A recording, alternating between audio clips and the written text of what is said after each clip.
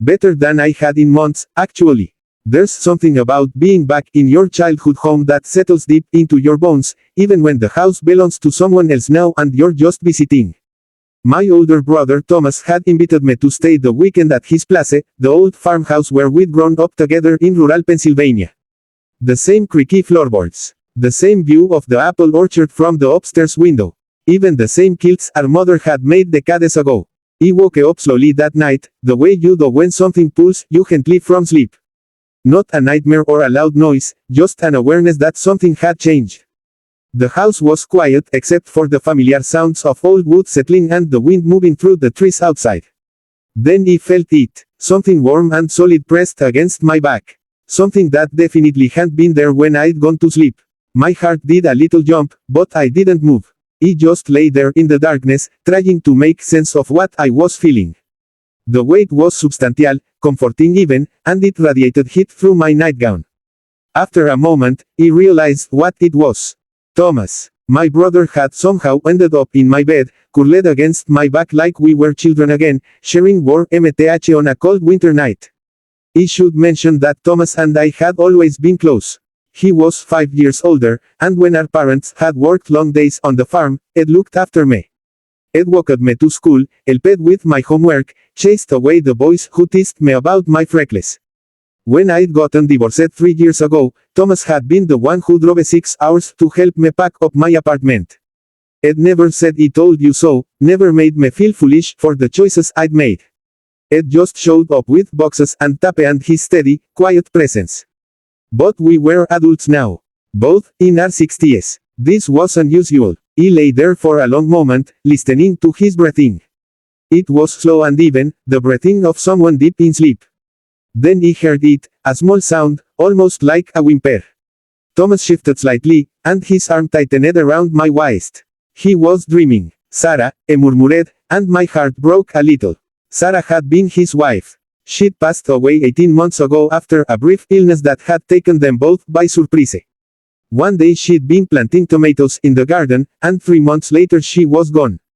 Thomas had handled it the way he handled everything, quietly, privately, with that same steady dignity Ed always had. But he knew he was struggling. He could see it in the way Ed lost weight, in the slight tremor in his hands when he thought no one was looking, in how Ed started leaving lights on all over the house at night. "I'm here," he whispered in his sleep. "I'm right here, honey." He felt my eyes burn with tears. In his dream, Thomas was back with Sarah, holding her the way Ed held her for 40 years of marriage. Protecting her, loving her, being the steady rock Ed always been for everyone he cared about. And somehow, in his sleep, his grieving heart had reached out for comfort and found me instead.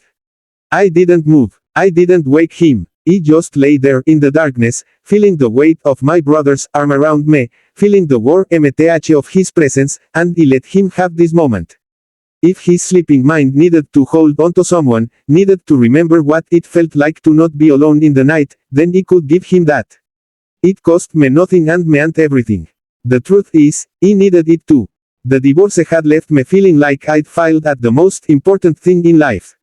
My ex-husband had told me I was too much, too emotional, too sensitive, too needy. I'd started to believe him. I'd started to think there was something wrong with me for wanting connection, for wanting to matter to someone. But lying there with my brother's protective arm around me, I remembered something I'd forgotten. Love isn't always romantic. Sometimes it's just this, two people who've known each other their whole lives, offering comfort in the darkness. Thomas had never made me feel like I was too much. It just loved me, steadily and completely, the way family does when family is good. He reached down and placed my hand over his, giving it a gentle squeeze. In his sleep, I squeezed back. We stayed like that until dawn started to lighten the curtains.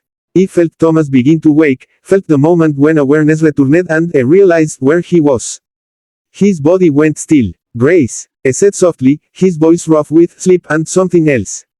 Embarrassment maybe. Confusion. "I'm here," he said, using the same gentle tone Ed used in his dream. "You're okay." I started to pull away, and I tightened my hold on his hand, keeping him there. "I'm so sorry," I said. "I must have been walking in my sleep. I didn't mean to." "Thomas," I interrupted him. "It's okay. You don't have to apologize. We lay there in the growing light, neither of us moving. Finally, Thomas spoke again, and his voice was so quiet I almost missed it. I miss her, Grace. God, I miss her so much. I know you do. Some nights I wake up and I forget she's gone. I reach over and the bed is empty and I have to remember all over again. His voice cracked. It never gets easier. I turned over to face him then, and I saw my big brother's face wet with tears. This man who'd been strong for everyone his whole life. This man who'd held our mother's hand when she died, who'd delivered calves in the middle of winter, who'd stood steady through every storm life had thrown at him. You don't have to be strong all the time, I told him. He looked at me with those familiar blue eyes, the same ones that had watched over me for 60 years. I don't know how to do this, he admitted. I don't know how to be alone. You're not alone, he said. I'm right here. We talked until the sun was fully up, lying there in that old room where we'd both grown up. Thomas told me about the small things he missed most, the way Sarah had hummed while she cooked, how she'd always fallen asleep before him and had gotten used to listening to her breathe. He told him about the loneliness of divorce, about learning to rebuild yourself when everything familiar falls apart. And somewhere in that conversation, something shifted. We both realized we'd been carrying our grief separately when we could have been sharing the weight. That morning, Thomas made coffee while he cooked eggs the way our mother used to. We sat at the kitchen table where we'd eaten breakfast 1,000 times as children, and we made a plan. I'd come a visit more often. I'd call when the nights got too long. We'd stop pretending to be fine when we weren't. Sometimes the kindest thing we can do is simply be present with someone else's pain. To not fix it or minimize it, but just to say I see you and you're not alone. That night, Thomas had been looking for comfort and found me. But the truth is, I'd been looking too. We'd both been adrift, trying to navigate losses that felt too big to bear alone. We found each other in the darkness.